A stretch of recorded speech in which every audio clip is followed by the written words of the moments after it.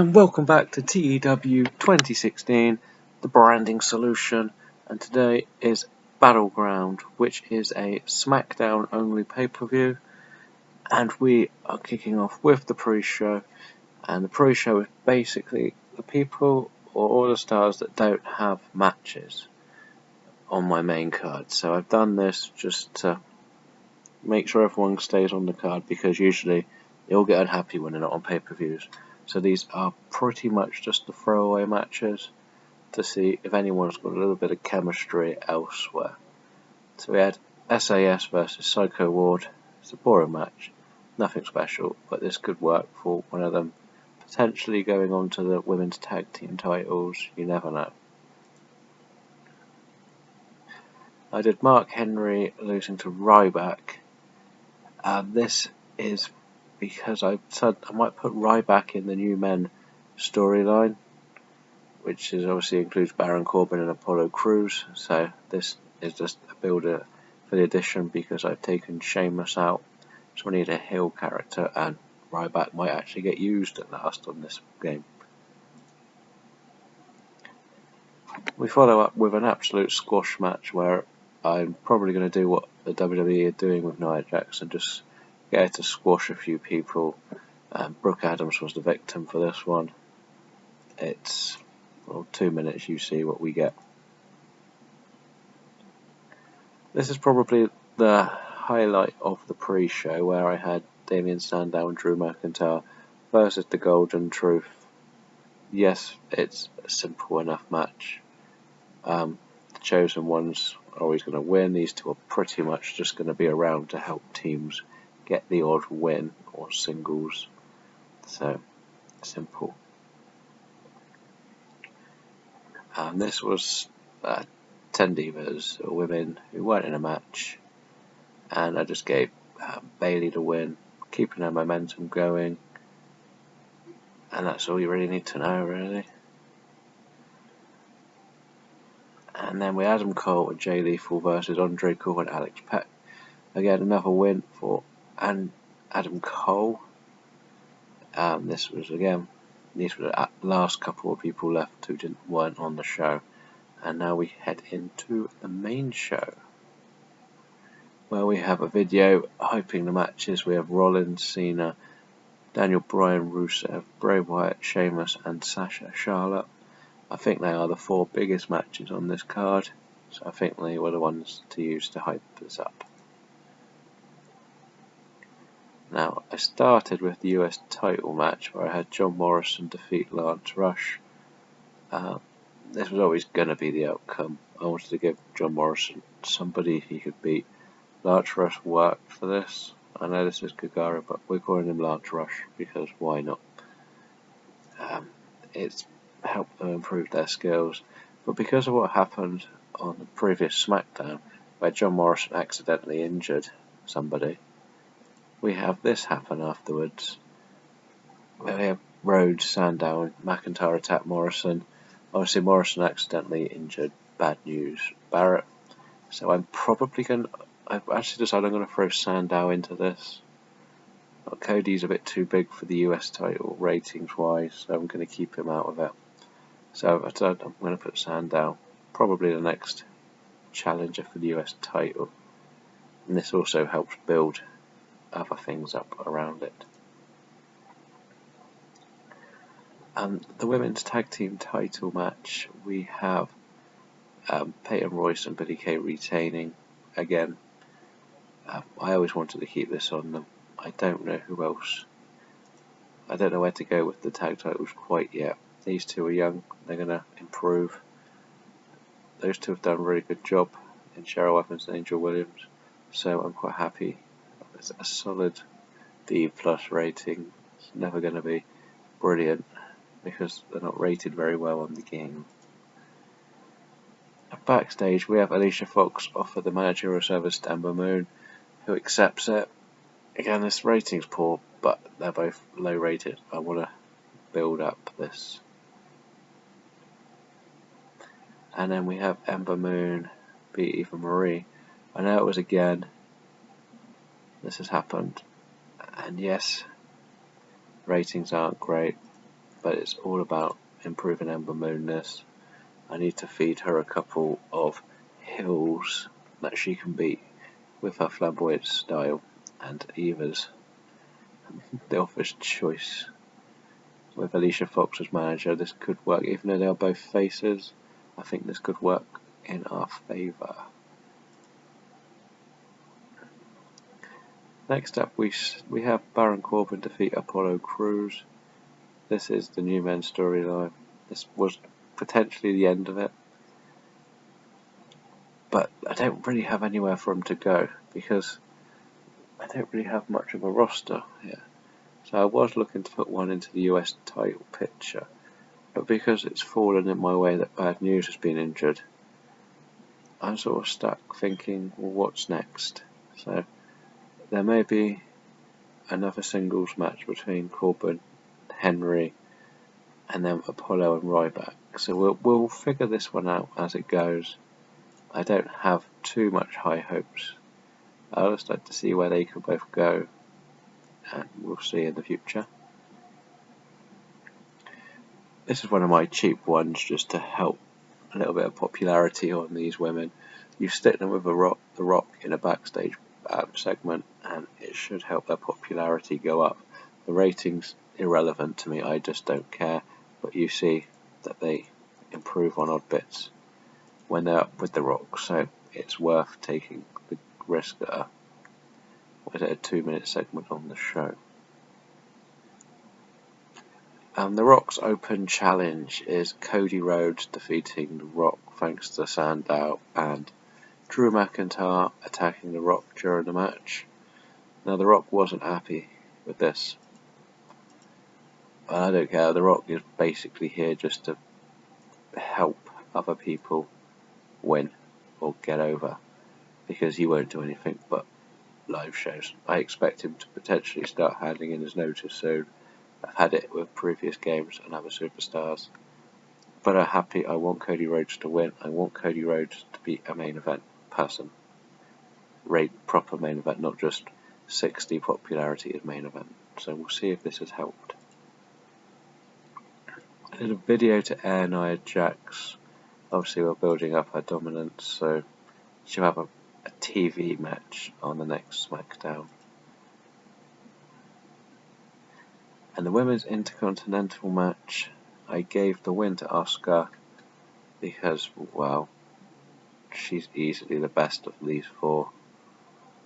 Obviously, a few of them are going to improve, but Alexa and Carmella still have a lot of work on here and was very good at this almost getting to the main event, so she could be in and around this picture for a while. And we'll see what could happen next.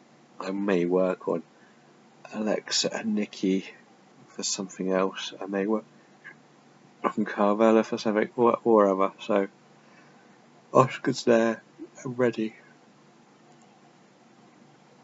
And Asuka celebrates after the match. Again, she's the best pick for this because she's not quite over popularity, and it's a nice building title. We had a video to air on Finn Balor. Obviously, he is technically Bray Wyatt's monster, so this was Bray Wyatt doing some fun before his match with Sheamus, which he won with a solid-ish 72. I always was going to give Bray Wyatt the win here.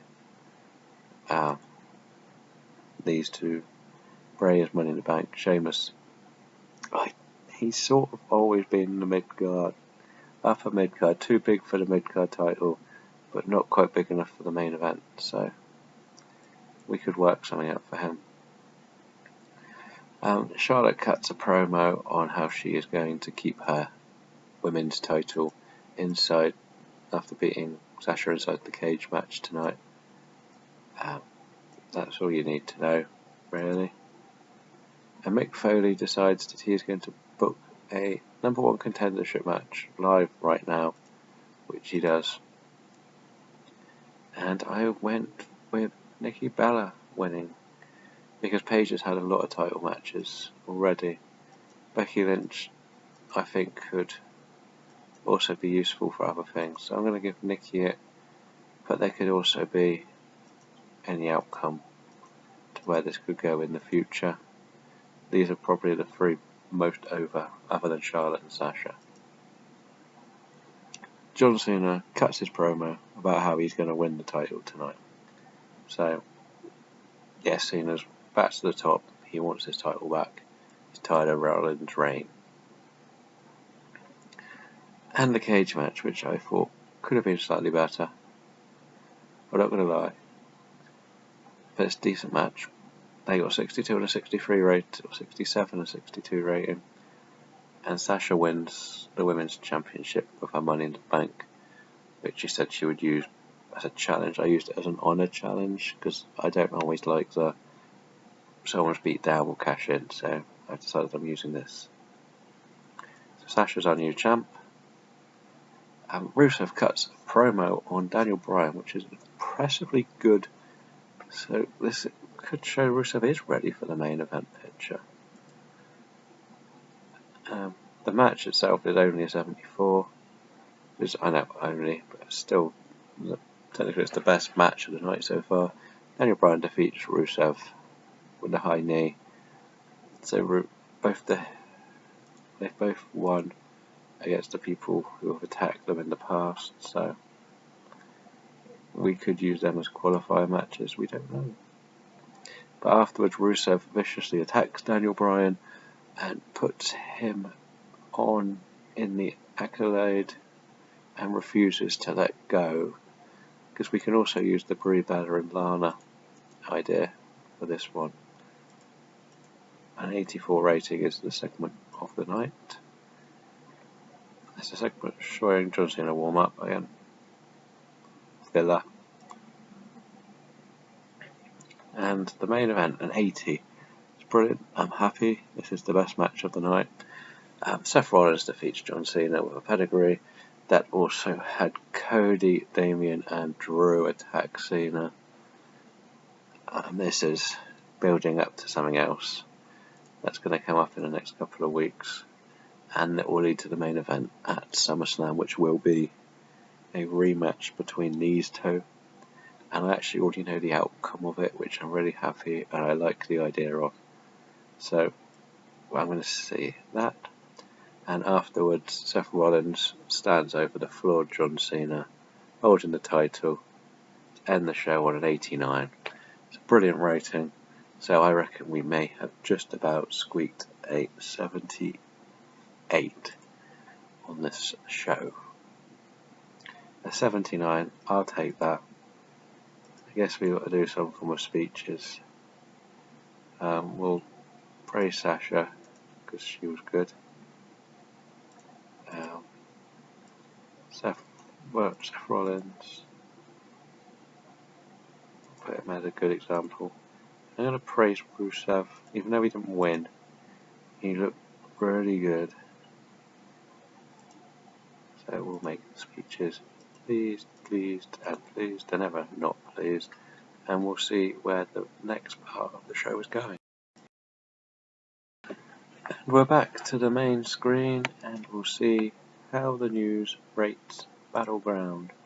Struck gold with the show, which is good to see. JR has retired.